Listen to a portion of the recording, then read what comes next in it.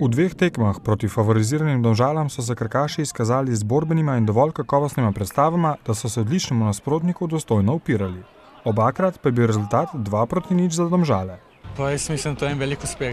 Nazadnje smo bili v polfinalu, mislim, da 20 let nazaj, tako da mislim, da to je en velik uspeh. Še posebej v tej sezoni, ker smo pač v drugi ligi. Tako da to je za naprej, mislim, da je ena dobra spodbuda in motivacija, da so tukaj dobro dela. S prvo tekmo v Domžalah sem maksimalno zadovoljen z odgovornostjo in disciplino, kako smo odigrali. Res na nivou je, da smo igrali obrambno, ampak ta obramba je bila res postavljena tako, da so fanti vse, kaj smo se dogovorili, izpolnili.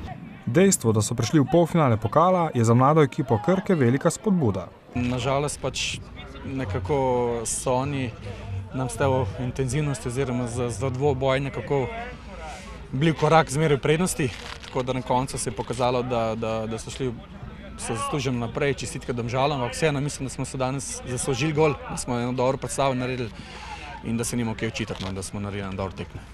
Sedaj želijo krkaši čim bolje zaključiti zadnjih nekaj tekem prvenstva. Zadnji dve pokalni tekmi pa potrjujeta, da tudi višja raven tekmovanja ni nedosegljiva.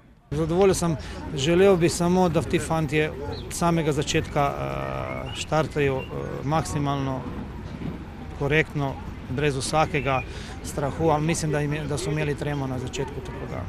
Martinović sicer svojim fantom čestita za korektno in borbeno igro v obeh tekmah.